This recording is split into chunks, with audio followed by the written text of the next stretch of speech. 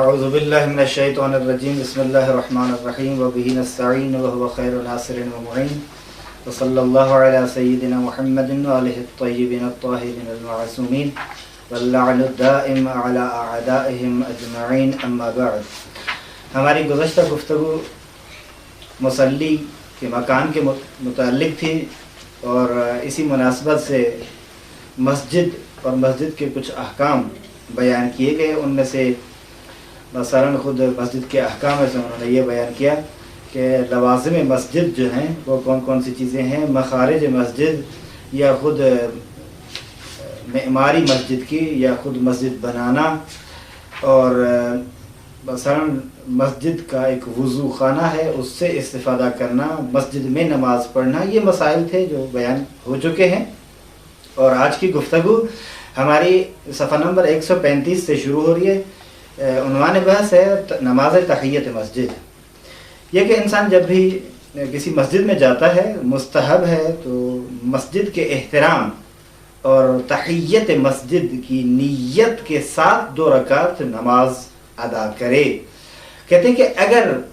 کوئی نماز واجب پڑھ رہا ہے تو وہ بھی ٹھیک ہے، اگر کوئی مستحب نماز پڑھ رہا ہے تو بھی ٹھیک ہے. یعنی وہ اس نیت سے نہیں پڑھ رہا لیکن اس کی واجب نماز ہے، وہ قضا ہے، یا ویسے ہی نماز صبح کا وقت ہے کسی مسجد میں جا کے پڑھی تو وہی بھی کفایت کر دے، وہ تحیت مسجد کا ثواب بھی اسے مل جائے گا. اس کے بعد ایک عنوان ہے جو نماز کے لیے کوئی جگہ معین کرنا اور جگہ لے لینا. اس کے متعلق کچھ مسائل بیان کر رہے ہیں. سب سے پہلا مسئلہ یہ ہے کہ مسجد مسلمانوں کا مشترک مکان ہے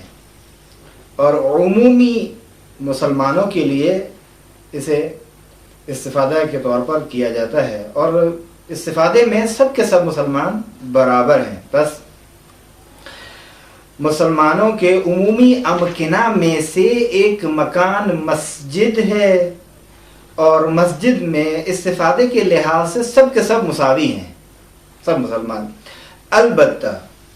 وہ استفادے جو مخالف شرع اور مخالف شأن مسجد نہ ہوں. کہتے ہیں کہ بس اگر ایک شخص پہلے آ کر کسی مسجد میں کوئی جگہ اپنے نماز کے لیے یا عبادت کے لیے یا قرآن پڑھنے کے لیے یا دعا پڑھنے کے لیے بلکہ یا تدریس کے لیے وہ کچھ سکھانا چاہتا ہے، وہاں درس دینا چاہتا ہے، لیکچرز دینا چاہتا ہے، لیکچر کے لیے یا موعظہ کرنے کے لیے، وعظ و نصیحت کے لیے یا فتویٰ دینے کے لیے اگر وہ پہلے مشخص کر لیتا ہے تو دوسرے کو کوئی حق نہیں پہنچتا کہ وہ اس جگہ کو لے لے اور اپنا آ کر وہاں منصب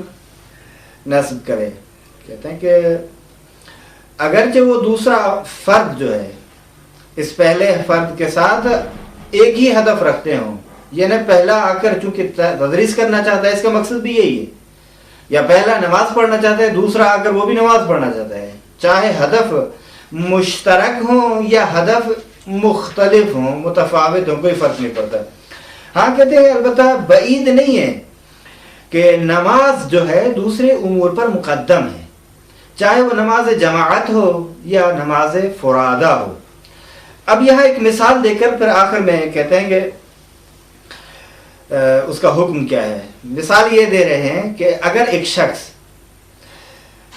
مسجد میں تلاوت قرآن کے لیے یا درس اور تدریس کے لیے، لیکچر دینے کے لیے یا دعا پڑھنے کے لیے ایک جگہ کو معین کر لیتا ہے، اپنے لیے مشخص کر رہا ہے، اور وہاں اور دوسرا شخص وہاں نماز پڑھنا چاہتا ہے اور وجائے دیگر در مسجد برائے نماز خواندن نہ باشد، اور دوسرے شخص جو آ رہا ہے نماز پڑھنا چاہتا ہے مسجد میں، کوئی اور جگہ ہی نہیں ہے، فل ہے مسجد، وہی جگہ خالی ہے جہاں وہ واعظ و نصیحت کر رہا ہے، وہی جگہ خالی ہے جہاں وہ درس دے رہا ہے. تو اس صورت میں کیا کرنا چاہیے؟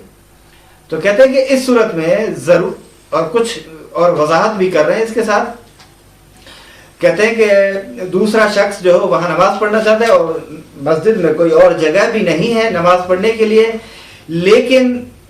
ولی برای شرکت در جماعت نیست، یا میں مثلا اچھا یا بخواهد به جماعت ملحق بشود، یا اصلا چاہتا ہے کہ نماز جماعت برگزار ہو رہی ہے، جماعت کے ساتھ نماز ادا کرنا چاہتا ہے، اور وجائے دیگر برای فرادہ نماز خواندن ہے، اور دوسری جگہ فرادہ نماز پڑھنے کے لیے ہے لیکن جماعت کے ساتھ الحاق کے لیے، چونکہ وہ اتصال وغیرہ کا مسئلہ ہے۔ ویسے اگر تنہا پڑھنا چاہتا ہے، فرادہ پڑھنا چاہتا ہے تو جگہ موجود ہے، پڑھ سکتا ہے، لیکن یہ چاہتا ہے کہ نماز کا جماعت کا ثواب ملے۔ وہ جماعت میں اگر آنا چاہتا ہے تو وہ چونکہ ایسا شخص موجود ہے جو پہلے سے اس نے جگہ اپنی بنا کے رکھی ہوئی ہے، وہ پھر دوسرے ہدف کے لیے، لیکن کہتے ہیں کہ نماز جماعت کی شرکت کے لیے کوئی بھی اس کے لیے جگہ نہیں ہے۔ مثلا کہتے ہیں در کنار صفوف بے ہم فشرتے نماز جماعت شخصی مشغول قرات قرآن ہے، نماز جماعت برگزار ہو رہی ہے، اسی کے ساتھ ساتھ متصل ایک شخص ہے جو قرآن کی تلاوت میں مصروف ہے، یا نماز دعا پڑھ رہا ہے، یا کوئی اور کہتے ہیں کہ دوسرا کوئی شبستان بھی فرادہ نماز پڑھنے کے لیے موجود ہے لیکن یہ چاہتا ہے کہ جماعت میں شرکت کرے،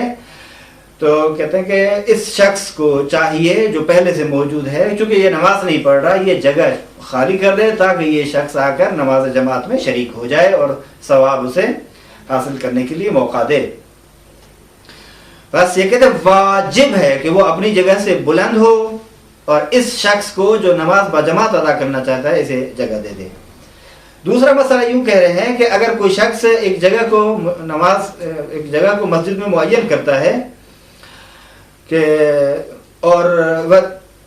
دوسرا شخص جو ہے وہ اسے استفادے سے روک رہا ہے، مثلا میں آیا ایک مسجد میں، پہلے ایک جگہ میں نے مشخص کر دی نماز کے لیے، دوسرا اگر مجھے اٹھاتا ہے وہ کہتا ہے کہ تم یہاں نہیں پڑھ سکتے کیونکہ یہ تم جو ہے مثلا غریب لوگ ہو، تم پیچھے چلو، یا فرض کریں کہتے ہیں چاہے غریب ہو یا امیر ہو، عالم ہو یا مثلا غیر عالم ہو، متقی ہو یا پرہیزگار نہ ہو، کوئی فرق نہیں پڑتا۔ اگر کوئی شخص پہلے آ کر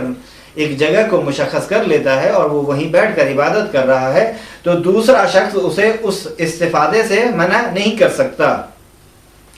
اگر کرے گا تو حقیقت میں اس نے اس کے حق کو غصب کر لیا۔ تیسرے نمبر پر کہتے ہیں کہ ایک شخص مسجد میں بیٹھا ہے، اگر کوئی دوسرا شخص اس کی جگہ کو غصب کر لیتا ہے اور وہاں نماز ادا کرتا ہے تو کہتے ہیں کہ احتیاط واجب کی بنا پر اسے چاہیے کہ دوسری جگہ پر جا کر نماز ادا کرے، ایک دوسری اسی مسجد میں جو کونا خالی ہو، جو جگہ خالی ہو وہاں جا کر ادا کرے۔ اس کو چونکہ اٹھایا تھا نا، یہاں پر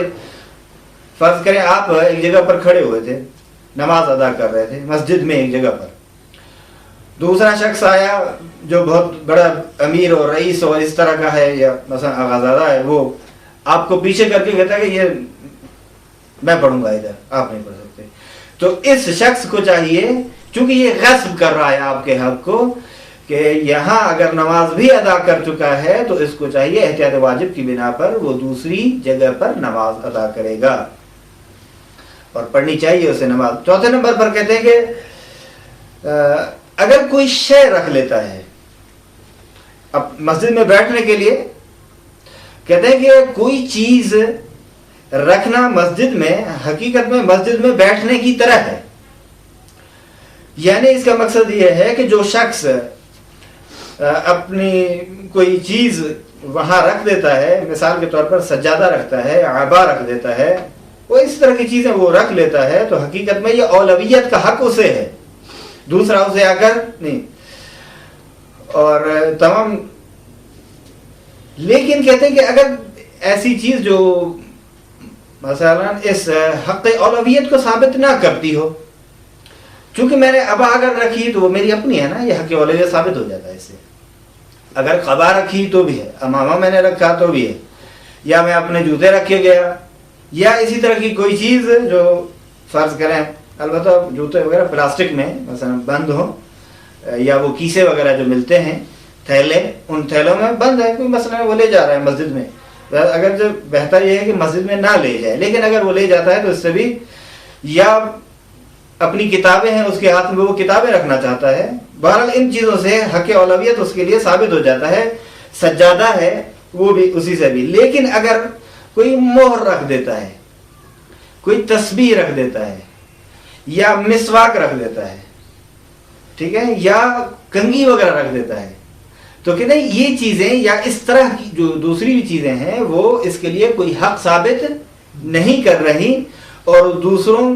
کو بھی منع نہیں کر سکتے یہ لوگ کہ وہاں نماز ادا نہ کریں. کہتے ہیں وہ افراد جو دوسرے ہیں یہ مہر اٹھا کر اپنی جگہ پر رکھ سکتے ہیں اور وہاں نماز ادا کر سکتے ہیں، یا وہ مسواک یا وہ کنگھی یا تسبیح وغیرہ وہ اٹھا کر اسی جگہ پر دوسرا کوئی بھی فرد نماز ادا کر سکتا ہے. 5ویں نمبر پر کہتے ہیں کہ سجادہ وغیرہ جو ہے جا نماز اور اس طرح کی چیز جو ہے اتنا فاصلہ نہ ہو. مثلا ایک شخص رکھ کے چلا گیا پھر آیا بھی نہیں، تو اس طرح نہ ہو. کہتے ہیں کہ خود یہ سجادہ وغیرہ یا عبا وغیرہ رکھنے اور ایک دوسرے شخص کے آنے کے درمیان میں اتنا فاصلہ نہ ہو کہ وہ جگہ خالی رہ جائے. بس اگر ایک شخص کوئی شے رکھتا ہے اور وہ چلا جاتا ہے واپس نہیں آتا، کہتے ہیں کہ در صورتی کے بدون برداشتہ نتوان در آن محل نماز خانہ دیگران می توان آن را بردارند. کہتے ہیں وہ شے جو رکھ کے گیا ہے، اپنی عبا رکھ کے گیا ہے، اگر اس کو اٹھائے بغیر نماز نہیں ادا کر سکتے تو اٹھا کر سائیڈ پہ رکھیں اور نماز ادا کریں. کہتے ہیں لیکن جو شخص اس کی یہ شے وہ کتابیں رکھ کے گیا تھا یا عبا رکھ کے گیا تھا یا امامہ رکھ کے گیا اور پھر واپس نہیں آیا، جو شخص اٹھاتا ہے وہی ضامن بھی ہے، اور ضامن ہے اور اس کی حفاظت، چونکہ یہ ضامن ہے امین بھی ہے اور اس کی حفاظت واجب ہے، اور کہ صاحب ملک تک پہنچا دے، یعنی جس کا امامہ تھا، جس کی عبا تھی، جس کی کتابیں تھی، یا جس کا سجادہ تھا، جس کی جا نماز تھی وغیرہ، یہ چیزیں پہنچا دے.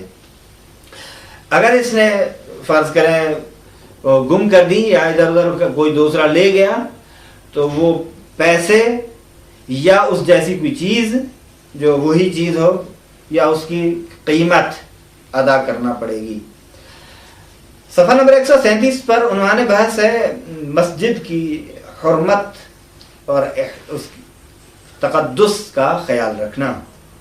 مسجد کا تقدس اور مسجد کی حرمت کا حفظ کرنا اس طرح ہے کہ آپ مسجد کو نجس نہیں کر سکتے، حرام ہے آپ کے لیے، ٹھیک ہے. مسجد کی زمین کو بھی، مسجد کی چھت کو بھی، اور مسجد کی چھت سے اوپر جو ہے پشت بام اسے بھی، اور وہ دیواریں جو داخل کی طرف ہے مسجد کی ان دیواروں کو بھی نجس کرنا حرام ہے. دوسرے نمبر پر کہتے ہیں احتیاط واجب یہ ہے کہ مسجد کی دیوار کے باہر والے حصے کو بھی نجس نہیں کر سکتا، مگر یہ کہ واقف نے اسے مسجد کا حصہ قرار نہ دیا ہو. نمبر 3 پر کہتے ہیں کہ مسجد کے فرش کو نجس کرنا بھی احتیاط واجب کی بنا پر حرام ہے. چوتھے نمبر پر کہتے ہیں اگر ایک شخص کسی مسجد کو غصب کر دے اور وہاں مسجد کی جگہ پر اپنا گھر بنا لیتا ہے یا مثلا کوئی اور چیز دکان بنا لیتا ہے، اور اس حد تک، یا مثلا روڈ وغیرہ وہاں سے وہ بنا دیتے ہیں یا کوئی نہر وغیرہ بنا لیتے ہیں، مثلا اسی طرح کی، کہتے ہیں کہ وہ اس حد تک کہ اصلا اسے لوگ اب مسجد نہیں کہتے، مگر یہ کہتے ہیں کہ کسی زمانے میں یہاں مسجد تھی، تو بنا پر احتیاط واجب اس جگہ کا نجس کرنا بھی حرام ہے اور پاک کرنا واجب ہے. ٹھیک ہے.